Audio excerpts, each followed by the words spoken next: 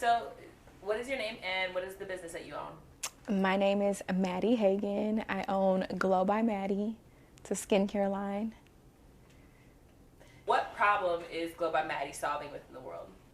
I think I'm providing a product, space, experience for people like me, brown skin. My products are tried and true for us. How did you get into this work? I've always been into beauty and skin. So, like, that's a part of me. Maria, my mother, she told me all the time, like, you're just like your grandmother. You're always in the mirror. So I've always been into skincare. But what made me get into like becoming an esthetician is, honestly, I worked a corporate job and I worked a 9 to 5. I worked at a startup. Great experience. However, I knew that's not something that I wanted to do for long. I have an entrepreneurial spirit. So I decided to go back to school for beauty, esthetician, skincare specialist, and I got my license, and I've been an esthetician for 3.5 years. What are some things that you love about being an esthetician? Meeting people, helping people, especially my clients who have acne or like acneic skin. That is probably the most fulfilling thing as an esthetician, because your face, believe it or not, like going out, having acne, it really affects your self-esteem. So I originally, I had like this super bad breakout from this time of the year too. Halloween weekend, I went to Houston, right? And I was staying at the Hilton by the Galleria and off of Post Oak, right? So I like lay down, I wake up like in the middle of the night, I'm touching my face and I have this really bad breakout. I'm like touching my face and it feels like sandpaper. So I get up, I go to the restroom, my face is swollen. I have a million bumps, like whiteheads all over my face. I rushed myself to like a 24-hour emergency room because I didn't know what caused it.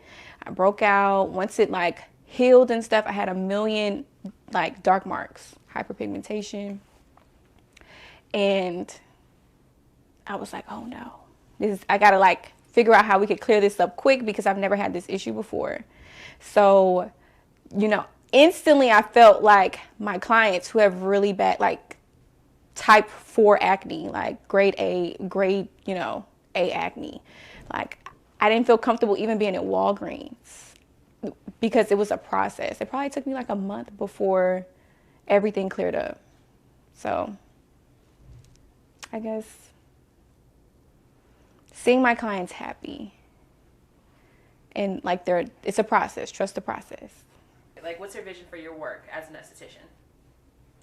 I would like to see myself grow and soon have a medical spa. That's like my vision. Like, I see myself owning a medical spa, offering more advanced treatments, especially for like people like me, brown skin girls, because a lot of the things that come out, like I was just at Laser Away getting a laser treatment, and I got like a laser facial before this. I tried it, I told you I like to do special things before, just something. So I went to Laser Away. They did this laser treatment. They had no sunscreen for me to put on. They only had a tinted sunscreen, and it was for fairer skin, And I was just like, yeah, no. Just something more for us, brown people, ethnic people. The representation needs to be there for sure. Yeah, because how? That's like a whole franchise too. Y'all don't have regular untinted sunscreen, but. Do you have any tips for aspiring or future estheticians? Go get your license. Go to the beauty school wherever you're at. Here in Jersey, it's like a 600-hour class that you have to take. The most tedious, the most challenging part is making sure that you're on time, because it is a 600-hour program and it is governed by the state. You have to be on time. So you have to clock in at a certain time. If you don't clock in at that time, sometimes you can't clock back in until lunchtime. Like, you lose a lot of hours. So just make sure that if you go to beauty school, be serious about it. And also, while you're in beauty school, network, get to know the other girls there, not just your skincare specialist, your cosmetologist, because when you're doing stuff like this, you can always call them like, hey, pull up, I need you to do X, Y, and Z. I think it's very important to just network as an esthetician while in school, because when you graduate, certain things will be presented to you. Maybe you need help, or like, let's just say, like when I first graduated, I was already doing chemical peels. A lot of my like classmates, because essentially they're going to become your like colleagues, like the people that you work with, you call for help. So they will call me and be like, what do you do when this happens? What do you do when that happens? So it's always nice to like have other estheticians to call on, especially the ones that you went to school with, that you're more familiar with. So get to know each other. What would you say is the best part about being an esthetician? Meeting people, meeting other people, and like so many different walks of life, so many different careers, but we all have one thing in common: skin. We all care about our skin. So what's the most challenging part about being an esthetician? This content creating, because so I'm an esthetician, but I'm also a business owner, so I work for myself. So I have to do everything for myself. I'm not where I would like to be yet as far as like hiring everybody out. So I'm very hands-on. So this would be the most challenging part, just being hands-on in all aspects instead of just being an esthetician. I could go work at a salon and just be an esthetician, but it wouldn't be the same. Do you have any tips for people with acne? My tips for people with acne are to change their pillowcases, depending on how bad your acne is, at least 1 to 2 times a week. Really, once a week is good. Like, unless you have super oily skin, it's like bad, it's inflamed. It's just really bad. But I would like to stick to their regimen that is assigned to them from their esthetician or dermatologist, whoever it is. Not whoever, but esthetician or dermatologist, or me. Come and see me. And also come and see your esthetician, depending on how bad your acne is, at least 1 to 2 times a month. If you have like a severe case of acne, I would advise you to see your esthetician at least twice a month. If you could go every week, go every week. If you can go 3 times a month, go 3 times a month. It just depends on how severe your acne is. What about your own personal insider beauty tips? Like, what kind of hacks or treatments do you do for yourself for a special event or on a birthday? For a special event or my birthday, because my birthday coming up, because my birthday tomorrow. Just kidding. My birthday's like in a week. But so for me, I'll tell you what I'm going to be doing. So I already did a fire and ice treatment at Laser Away, which I'll probably never do again. But last year, before my birthday, I did a chemical peel with microneedling and dermaplane. I did the $1 million facial. I would suggest that a week before your birthday, a solid 7 to 10 days before your birthday. If it's closer to the special event or like the day before, 2 days before, I would suggest a good exfoliation for resurfacing the skin, making sure your skin is smooth for makeup applications, and to put on a hydrating sheet mask or brightening sheet mask. It really makes a big difference. Perfect skincare routine. Is there one? The perfect skincare routine is the skincare routine that is consistent and good for you. So everything is tailored, everything is custom. We all don't have the same type of skin. For people like me, who we usually have a little bit more oilier skin, I would suggest to cleanse at nighttime sometimes, double cleanse, tone, apply your actives, a moisturizer, and then a sunscreen. That's daytime. At nighttime, I would double cleanse, tone, apply your active, and a night cream, and go to bed. What are 3 skincare products that you can't live without? sunscreen, GLO by Matty gel cleanser, the bare face cleanser, and our luxury marula oil. Yes, the GLO by Matty luxury marula oil. I need that. I use it all over my body, so I cannot live without my night cream because my night cream has actives in it, has like retinol. It's a Christine Valmy school I went to, my alma mater. But I would definitely use the cell renewal cream from Christine Valmy as my night cream, and I would use that for all skin types. So that's a really good beauty tip. Just saying, that's a good one. What is your guilty pleasure as an esthetician? I like to do extractions, especially like blackheads. I think that's all estheticians though. That's probably, why we get into it. Extractions, for sure.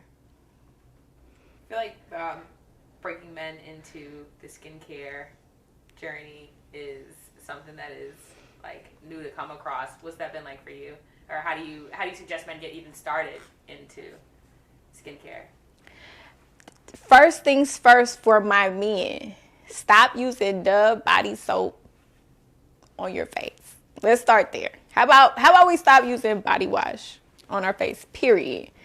I would suggest that they get a cleanser for men, or just for skin. For skin. Just get a cleanser for skin and you start with that. I would start there first, right? For my men, because I feel like men like a lot of things that are a little more simpler. So get you a good facial cleanser. My cleanser. We could start there. Okay. What's the priciest thing that you've ever splurged on? Vitamin C. Vitamin C. A 1 ounce of vitamin C from SkinCeuticals. $168. $168. Do you always have to spend so much on skincare? Like, is it like, does pricier make it better? Honestly, yeah, it does.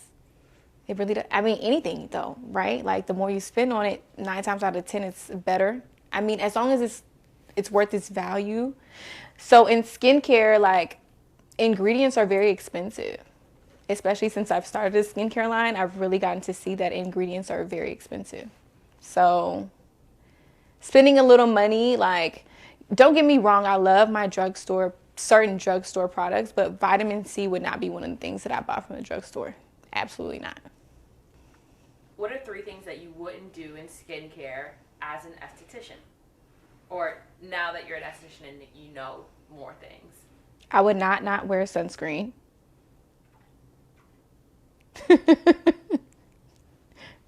I would not wash my face with a towel, like scrub my face with a towel. I would always pat my face dry. And I wouldn't pick at my face. Just don't pick at your face. What's a perfect day for you? A perfect day would be that my schedule is booked out all day and I'm taking clients all day long. That'd be a perfect day. Ranging from glow facials, acne facials, chemical peels, microneedling, all of that. Doing it all. Okay, we'll do a flash round of this or that. AHA or BHA? AHAs. Sauna or massage? Sauna. Beach or mountains? Beach. Collagen? Always, we need that. A supplement at least. You can put in your water. Wax or laser? Laser. Because who still gets waxes? It's 2022, everybody should be getting laser. Wax is nice, however, you still suffer from ingrowns. It still leaves discoloration. Hyperpigmentation is super painful. Laser all the way. You don't have any more ingrowns at all, like none. The hair barely grows back. It is still painful. Not gonna lie to you. It's definitely painful, but it's a lot quicker. Botox? For sure, I would definitely get Botox. I've had Botox in my forehead, in my 11s. So in between my eyebrows, because I do this all day. I don't have it anymore. I've had it once, but I would definitely get it again. Is there anything that you want to share with people, and where can we follow you? For sure. I would like that everyone follow me on Instagram, GLO by Matty, GLO with no W, and Matty, Matty. So I would definitely like for y'all to follow me. I would definitely like for y'all to book an appointment, at least for a consultation. If you have any skincare issues, I do virtual consultations, all of that good stuff. And or to add to, come in and see me. I'm located here in New Jersey, so you could come in, book an appointment.